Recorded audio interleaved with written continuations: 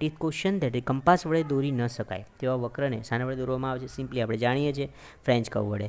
દોસ્તો હવે એ ટાઈપના ક્વેશ્ચન્સ આવશે જે તમે ઇઝીલી નીકાળી શકશો, કારણ કે આપણે ઓવરઓલ દરેક વસ્તુ જોઈ ચૂક્યા છે. ટી સ્ક્વેરની સાઇઝ દર્શાવવા માટે શું દર્શાવવામાં આવે છે? તો ટી સ્ક્વેર માટે ટી હોય છે, તો અહીંયા આવશે બી આન્સર.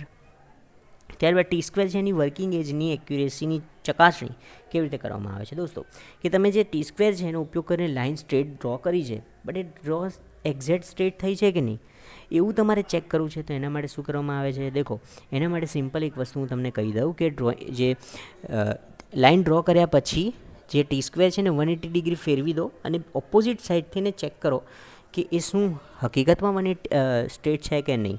તો એનો સિમ્પલ આન્સર છે બી, જેમાં શું આવશે? એક વખત તમે એની સ્ટ્રેટ એજ જે બ્લેડ છે, વર્કિંગ એજ છે એનાથી લાઇન તો ડ્રો કરી છે, પણ એને આખું 180 ફેરવીને અને પછી એને ચેક કરવાની, એની એક્યુરેસી ચેક કરી શકાય છે. ડ્રોઈંગ બોર્ડની સાઇઝ કઈ રીતે દર્શાવવામાં આવે છે? દેખો, ડ્રોઈંગ બોર્ડ માટે ડી, તો આન્સર શું આવશે? ડી, જેની અંદર D0, D1, D2, D3 હોય છે. ડ્રોપ બોક્સ જે છે કંપાસ છે ખાલી જગ્યા દોરવામાં ઉપયોગી છે. દેખો, ડ્રોપ બોક્સ મેં તમને પહેલાં કીધું હતું, ડ્રોપ બોક્સ આ જે છે આ ટાઈપના જે કંપાસો છે એનો ઉપયોગ આપણે નાના સર્કલ માટે કરીએ છીએ. જ્યારે આપણે જે પેલા બીજા પરિકર આવે છે જે આપણા કંપાસમાં જેમાં રાઉન્ડ હોય છે, જેમાં આપણે પેન્સિલ એટેચ કરીએ છીએ, એનાથી મોટા સર્કલ તો ડ્રો થાય છે, બટ ઘણા નાના 10 mm 5 mmના સર્કલ જ્યારે ડ્રો કરવાના આવે છે ત્યારે ઘણી તકલીફ પડતી હોય છે. તેના માટે સિમ્પલ અહીંયા તમે લીડ લગાવી શકો એવા કંપાસ આવે છે, જેને ડ્રોપ બોક્સ કંપાસ પણ કહે છે. અને સ્મોલ આઇડેન્ટિકલ સર્કલ્સ, નાના નાના સરખા સર્કલો દોરવા માટેનો ઉપયોગ કરવામાં આવે છે. સરખા સર્કલ તમારે અહીંયા સી આન્સર માર્ક કરવાનું છે. સ્મોલ સર્કલ્સ ઓનલી નહીં, એના સ્મોલ સર્કલ બટ આઇડેન્ટિકલ. ઠીક છે. ટી સ્ક્વેરનો સ્ટોક સ્લાઇડ થાય તે ડ્રોઈંગ બોર્ડના પાર્ટનું નામ કયું છે? તો દેખો, ડ્રોઈંગ બોર્ડનો ભાગ કે જેની ઉપર ટી સ્ક્વેરનો સ્ટોક સ્લાઇડ થાય છે, તો આપણે સૌથી જાણીએ જ છીએ કે એની વર્કિંગ એજ જે સાઈડમાં દર્શાવવામાં આવતી હોય છે, વર્કિંગ એજ, એની ઉપર પેલો હેડ સ્ટોકનો ટી જે ટી સ્ક્વેર છે એનો હેડ ત્યાં, એટલે કે સ્ટોક ત્યાં રેસિપ્રોકેટ થાય છે, જેને ઇબની એજ પણ કહેવામાં આવે છે. ઠીક છે. ત્યારબાદ ડ્રોઈંગ બોર્ડ જે છે એમાં માંથી સાઇઝનું ડ્રોઈંગ બોર્ડ સૌથી નાનું છે. કઈ સાઇઝનું સૌથી નાનું હોય છે? તો આપણે સૌ જાણીએ છીએ. દેખો, D0 થી સ્ટાર્ટ થશે, D1, D2, D3, તો D3 સૌથી નાનું હોય છે, તો એ શું આન્સર એનો આવશે? D3. ત્યારબાદ વાત કરીએ આપણે કે D0, D1, D2, D3માંથી કઈ સાઇઝ સૌથી મોટી હોય છે? તો શરૂઆતની D0 સાઇઝ સૌથી મોટી હોય છે. બધા બેઝિક ક્વેશ્ચન હવે તમે એને ટચ કરી શકો છો, બટ કેમ? કારણ કે આપણે બેઝિક વસ્તુઓ જોઈ ચૂક્યા છે એટલા માટે. દેખો, શું પૂછે? સૌથી મોટું ટી સ્ક્વેર કયું છે? તો T0 સાઇઝનું સૌથી મોટું હશે. તમને કદાચ માપ સાઇઝ નથી આવડતી તો પણ તમે આવો ક્વેશ્ચન નીકાળી શકશો. ત્યારબાદ દેખો, T3ની સાઇઝ શું છે? તો T3ની સાઇઝ 500 હોય છે. આ તમે યાદ રાખશો. 1500, 1000, 700 અને 500. T0, T1, T2, T3, એટલે તમે યાદ રાખી શકો છો T3ની કેટલી સાઇઝ હોય છે? 500. ત્યારબાદ દેખો કે T0ની સાઇઝ શું હોય છે? સિમ્પલ 1500.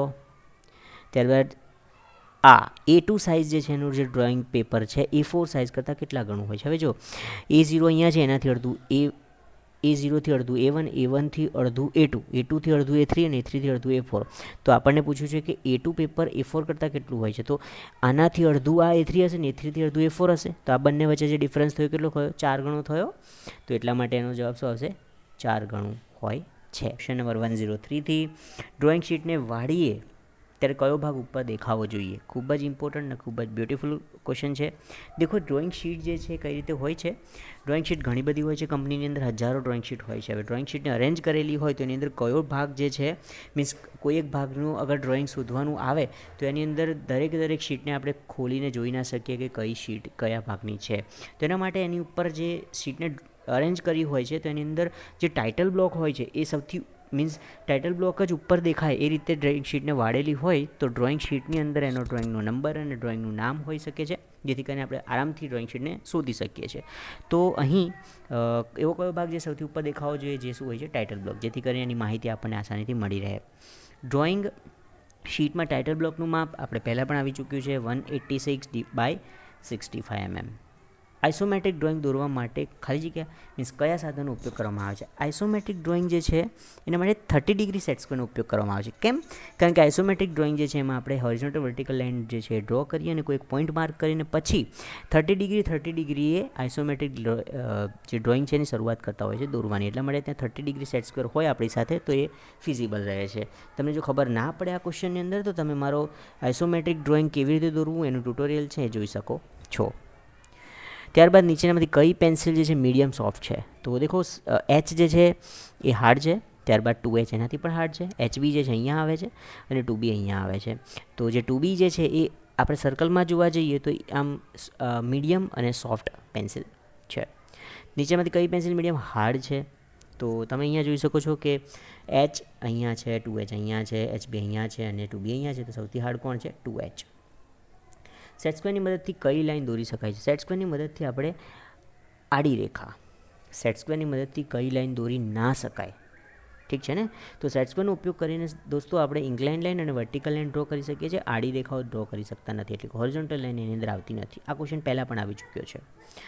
ડ્રોઈંગ બોર્ડ જે છે એને ફૂલતું અને સંકોચતું અટકાવવા સ્ક્રૂની મદદથી જોડાતા ભાગને શું કહેવામાં આવે છે? બેટન. ઠીક છે. મેં પહેલાં પણ કીધું છે કે ડ્રોઈંગ બોર્ડ જે છે ને ફૂલતું અટકાવવું હોય તો ત્યારે આપણે 2 બેટન્સ લગાવેલા હોય છે બંને બાજુ, જેથી કરીને ડ્રોઈંગ બોર્ડ ફૂલે નહીં, વળે નહીં. એ વસ્તુ છે. ડ્રોઈંગ જે છે એ બોર્ડમાં એક ટૂંકી બાજુ પર એક લાકડાની પટ્ટી જોડવામાં આવે છે, જેના પરથી ટી સ્ક્વેરને સ્ટોક ફેરવીને કાર્ય કરી શકાય છે. એને શું કહે છે? અત્યાર સુધી આપણે વર્કિંગ એજ તરીકે ઓળખતા હતા. મેં તમને કીધું એને ઈબની એજ પણ કહેવામાં આવે છે. દેખો આની અંદર જવાબ આવશે ઈબોની એજ, જેની ઉપર જે સ્ટોક છે ટી સ્ક્વેરનો એ ફરતો હોય છે. ઠીક છે.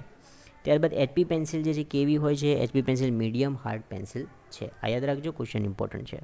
ત્યારબાદ ટી સ્ક્વેર છે એમાં દેખો એનો IS છે અને એના પ્રમાણે T2 જે છે એની સાઇઝ કઈ છે? T2ની સાઇઝ તમે દેખી શકો છો 700 mm.